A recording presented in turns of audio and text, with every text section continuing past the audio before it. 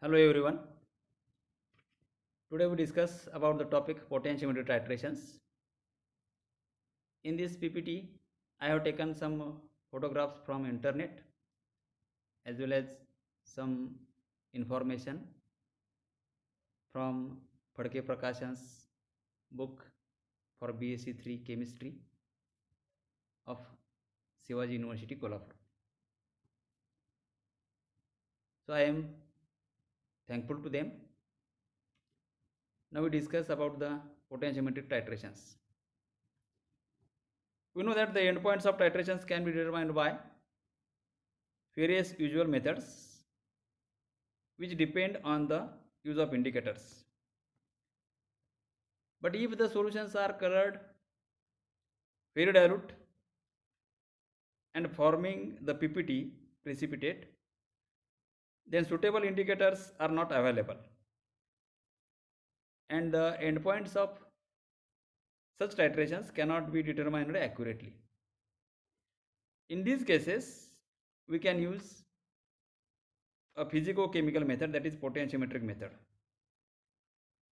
Here endpoints of titrations are determined by measuring the potential of certain electrodes, because potential of such electrodes depends on the activity or concentration of ions present in the solution.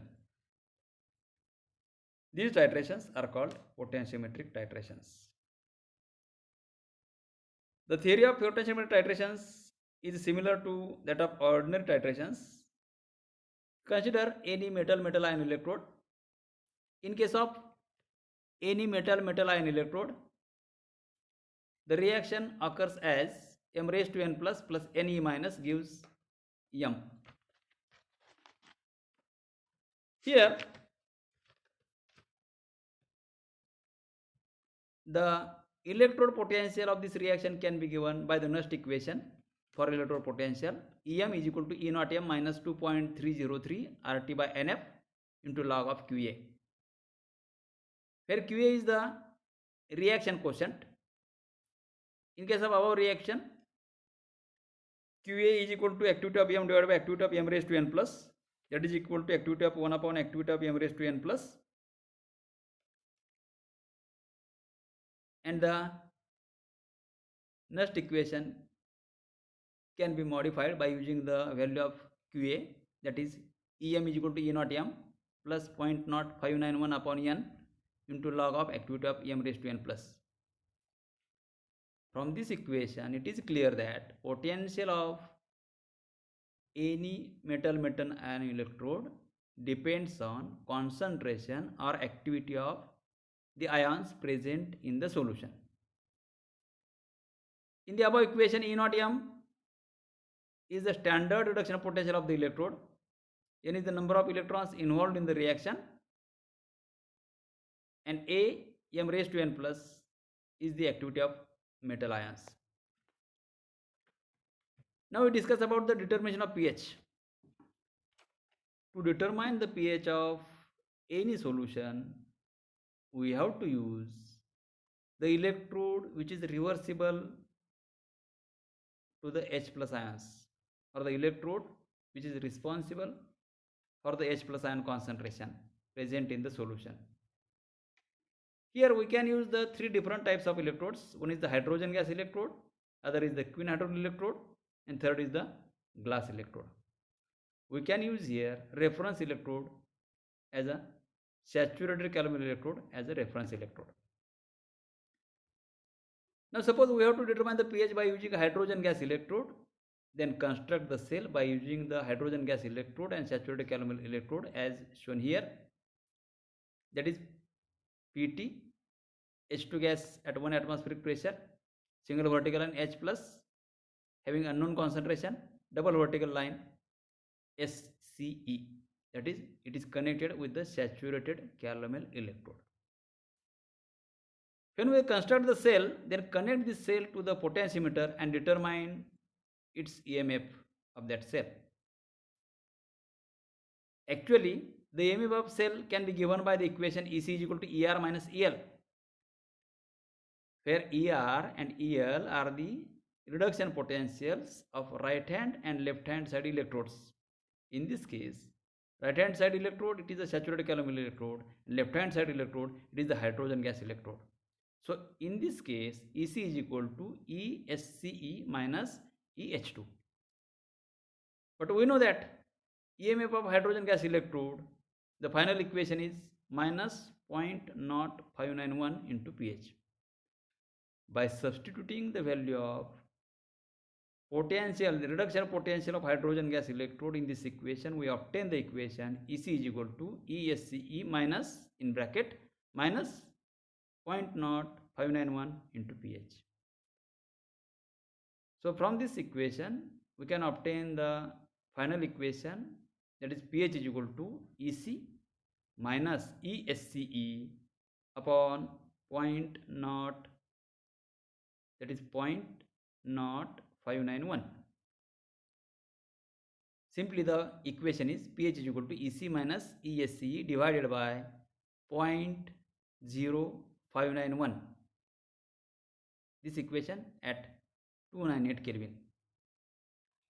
So from this equation, it is clear that we can determine the pH of a solution by knowing the values of EMF of cell as well as EMF of saturated calamine electrode.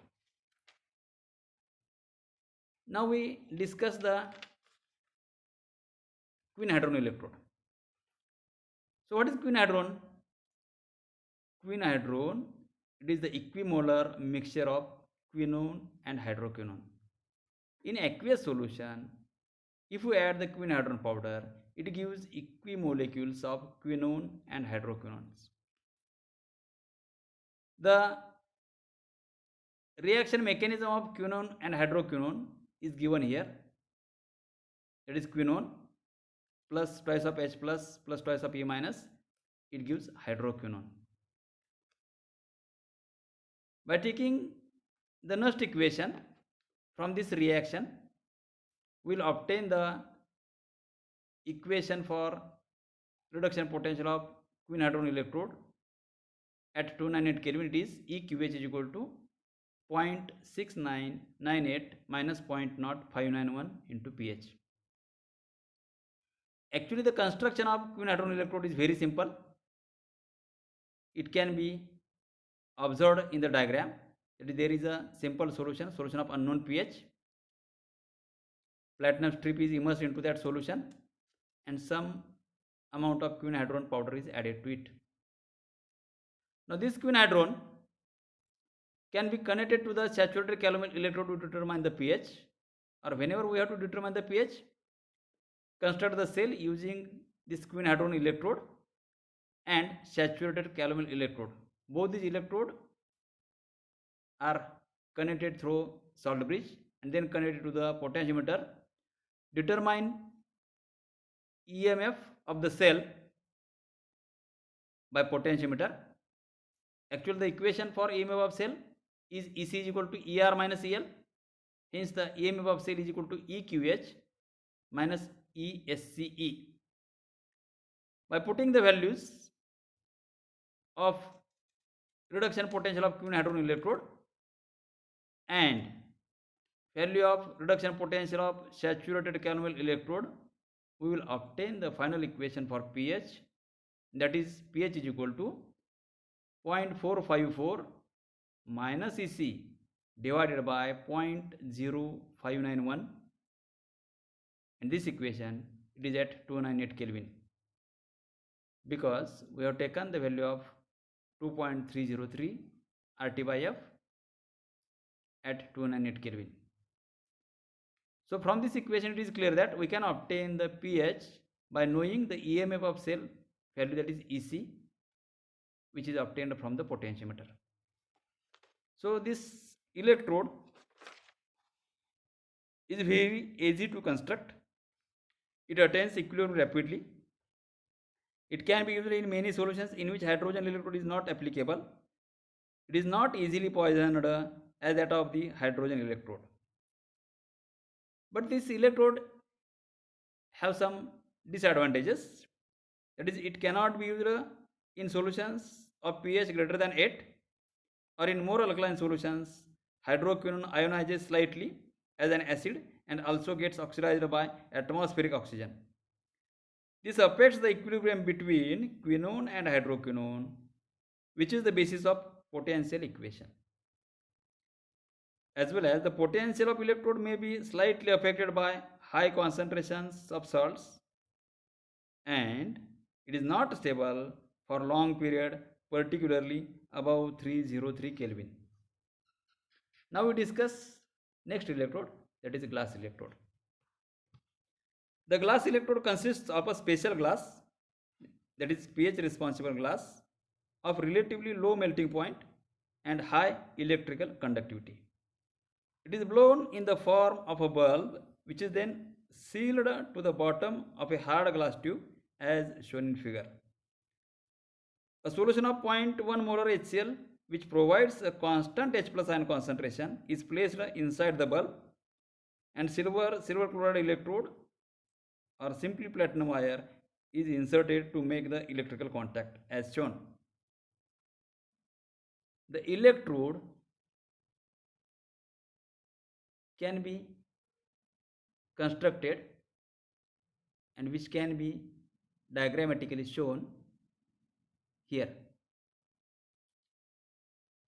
Now the potential of glass electrode can be given as Eg is equal to E naught G minus 0.0591 into pH.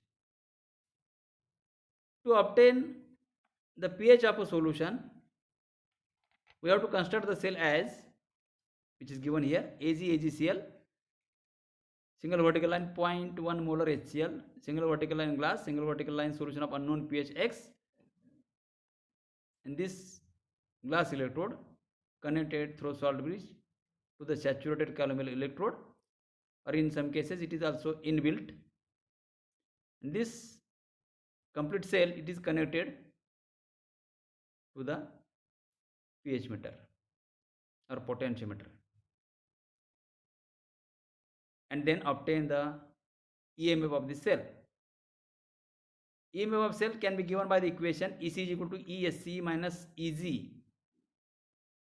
In this case, if we put the equations and values of the reduction potentials, we will obtain the equation as EC is equal to 0.2458, which is the value of reduction potential of saturated calomel electrode, minus E naught G,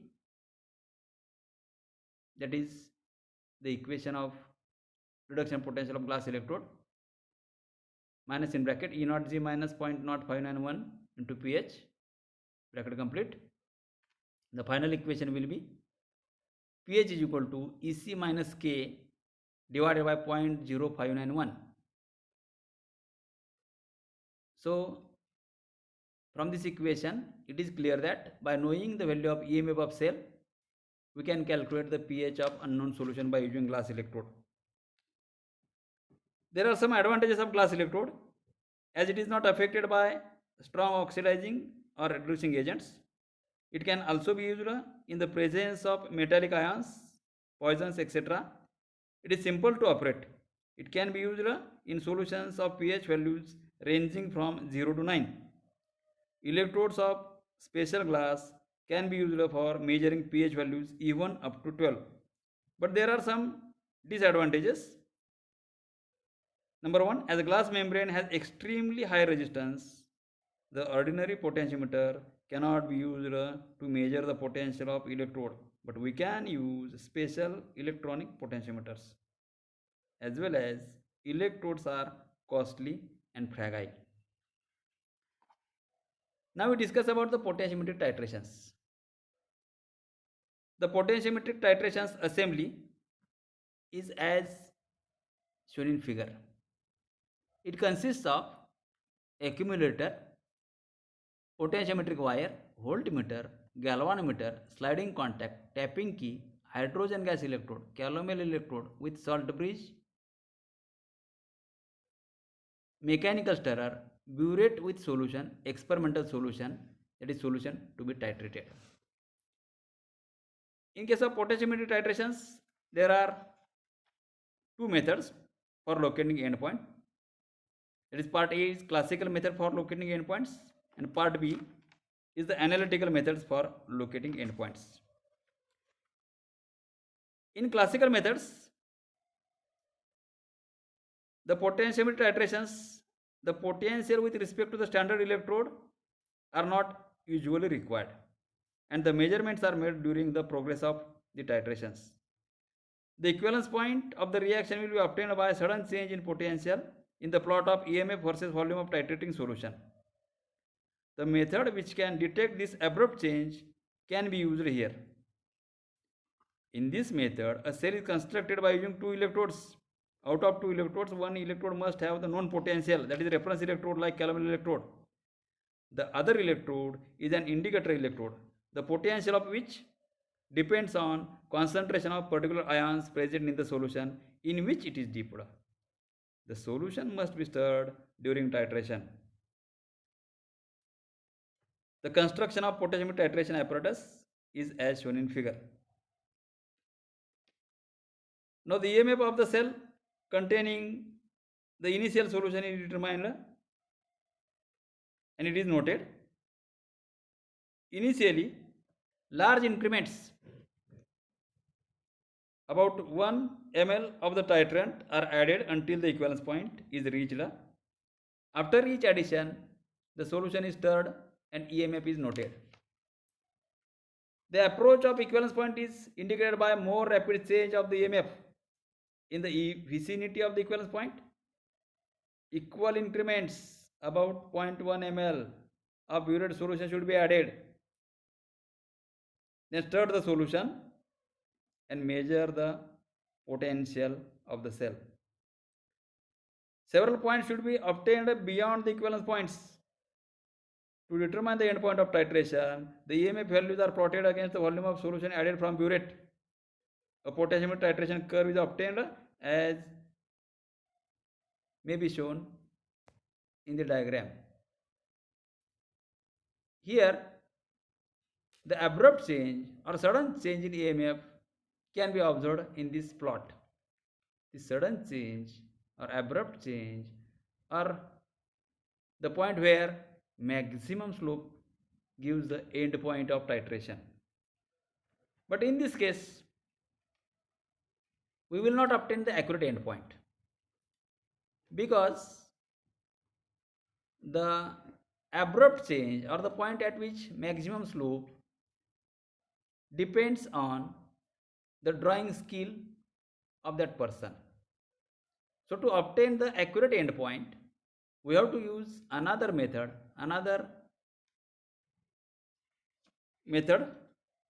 that is analytical method or derivative method. So there are two derivative methods or analytical methods for locating endpoints. Here we will discuss both of them. The first method or first derivative method is plot the graph of delta E by delta V versus volume of solution added from the burette, where delta E is the change of electrode potential for the addition of delta V volume of the burette solution. This curve gives the maximum at the point of inflection of titration curve or at the end point. The nature of curve is as shown in the graph A. To obtain the more accurate endpoint, use second derivative method, that is plot the graph of delta E square by delta V square versus volume of solution added from the burette. Here the second derivative, that is value of second derivative, is 0, which is as shown in the diagram. So from this analytical method or derivative method, we can determine the accurate endpoints of the potentiometer titrations. Now we will study some potentiometer titrations. First is the neutralization reaction or acid-base titrations. Now consider the titration between acid like HCl and base like NaOH. In the neutralization of the acid by base, the concentration of H plus ions changes with the volume of the base added. Hence, any electrode which is reversible to H plus ions or whose potential depends on H plus ions can be used as an indicator electrode. For example, hydrogen electrode, quinhydron electrode, or glass electrode. In an experiment,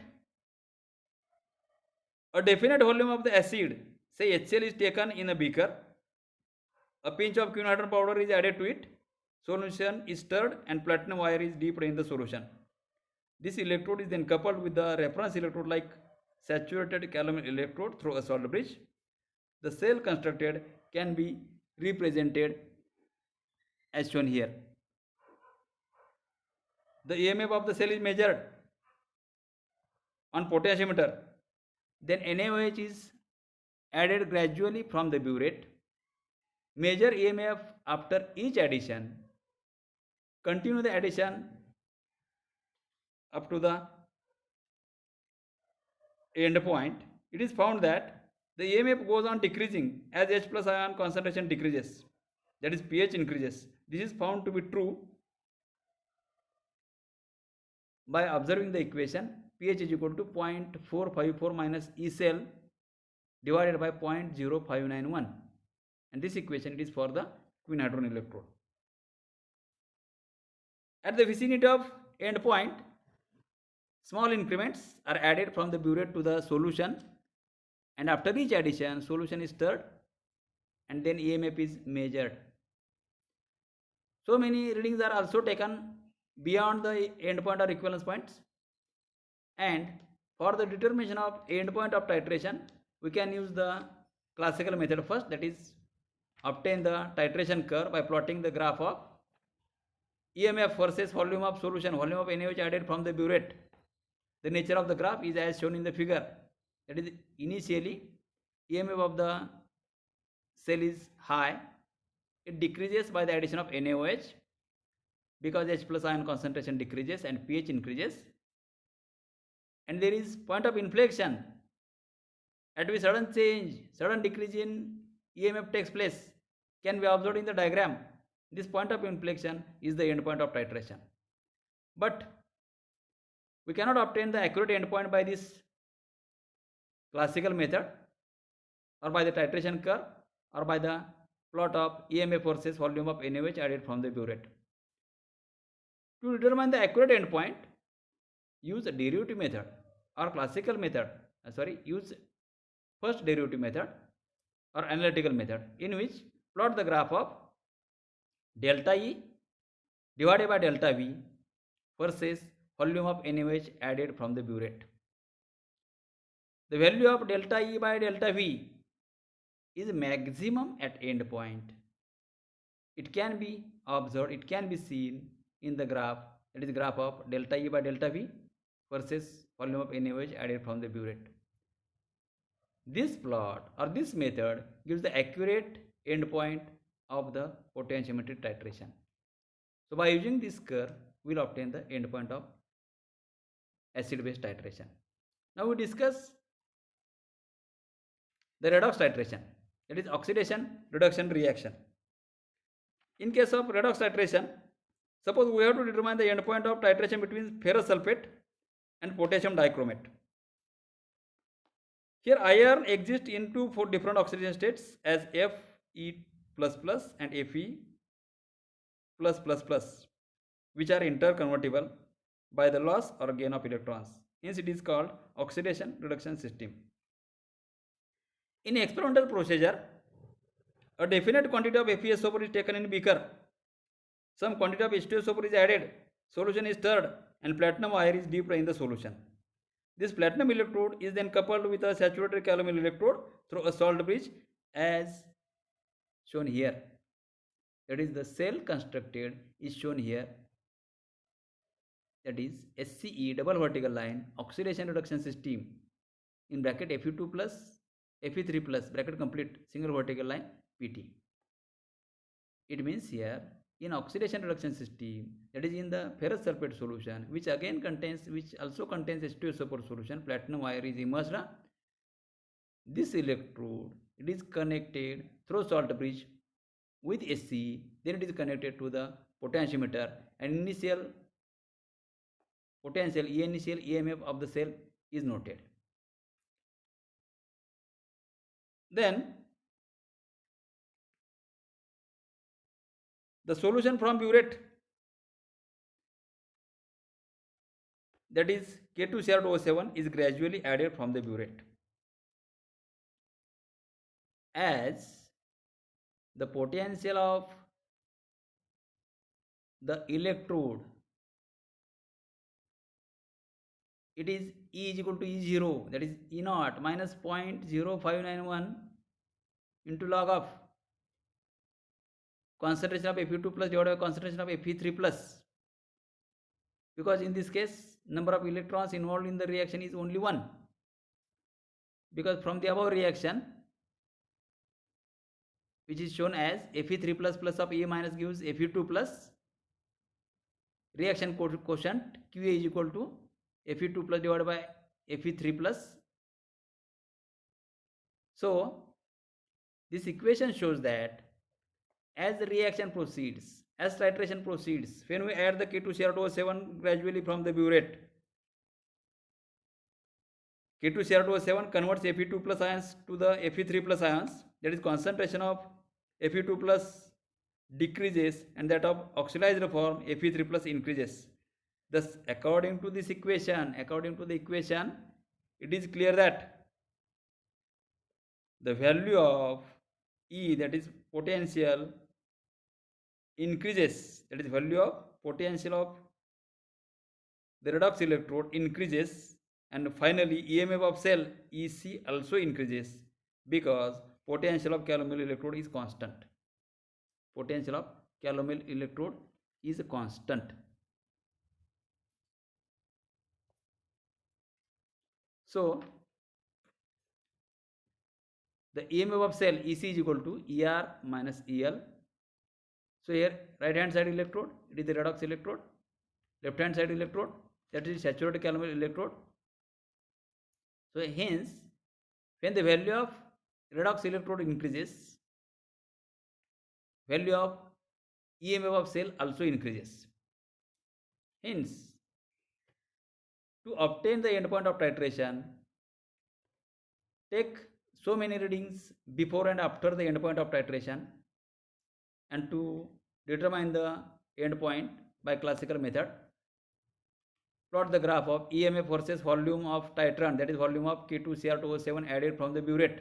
The nature of the graph is as shown in figure. Initially, the value of EMF of cell is very low. By the addition of K2Cr2O7, the EMF values are increases, and it increases as shown in figure. The point of inflection from graph shows the end point of titration.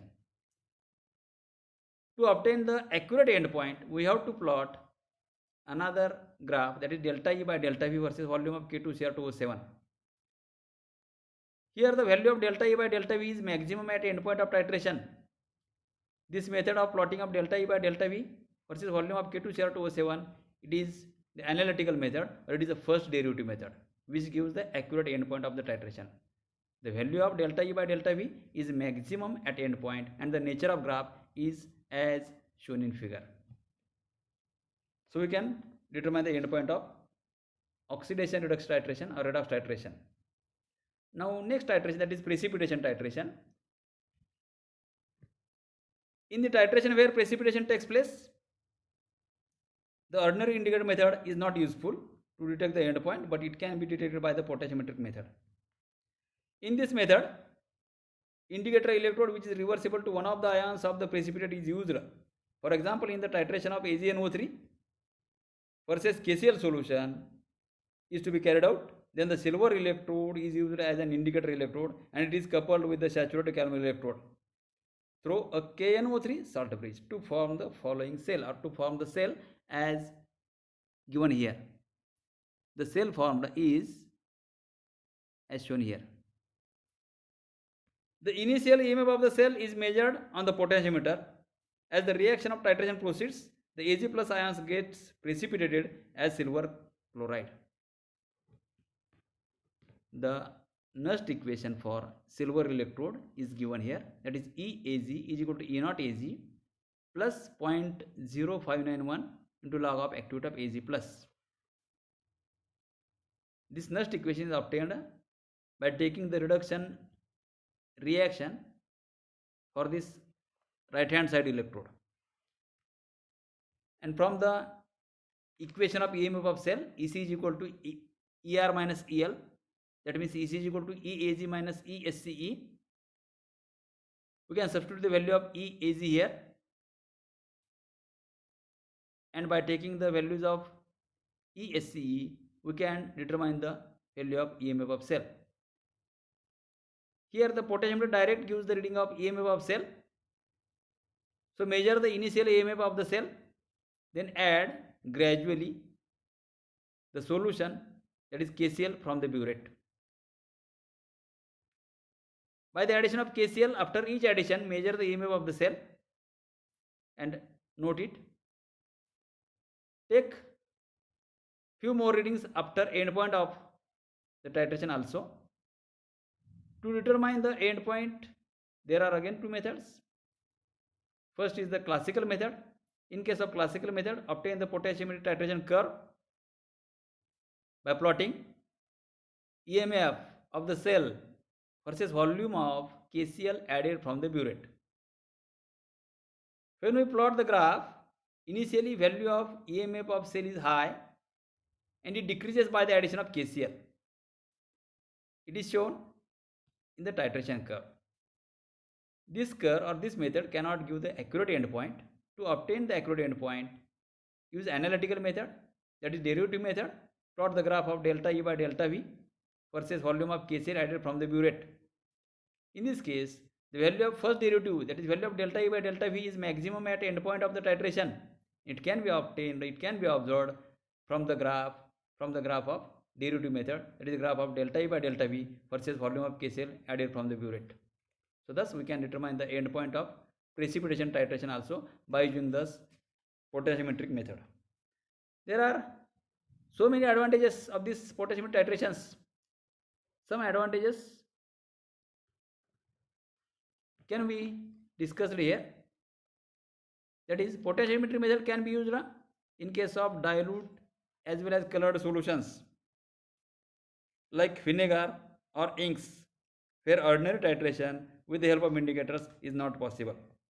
Another advantage is in indicator method we require the knowledge of relative strength of the acids and bases used in the titration, but it is not necessary in potentiometric method. The method can be used for titration of weak acid against weak bases. This method can be used for the titration of polybasic acids or mixture of strong acid and base, strong acids and weak acids with a base. This method can be used for redox titrations. The method can be used for the analysis of chlorides, bromides and iodides also, with the help of titration of these solutions with silver nitrate by using silver electrodes. And with slight modifications, the apparatus can be automatic. The basic circuit of direct reading potentiometer can be discussed here. The basic circuit diagram for this direct reading potentiometer is as shown in figure. Before measuring the EMF of the cell, the potentiometer is standardized. During standardization, the pointer J is kept at the point D1 along the wire AB, which corresponds to the EMF of standard cell. EMF of standard cell is generally 1.018 volt. Then two-way key is shifted towards standard cell. The tapping key is slowly closed and the pointer P is moved along the variable resistance till the galvanometer shows zero deflection. Now the potentiometer is standardized. Now the variable resistance is kept undisturbed. The two-way key is shifted towards unknown cell X. The tapping key is closed and the pointer J is moved along the wire AB till the null point D2 is obtained.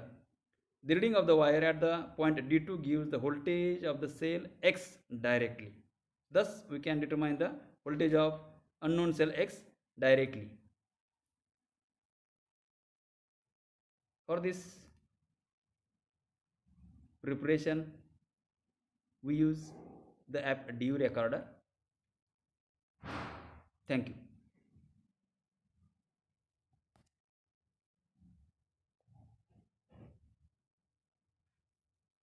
Thank you all of you.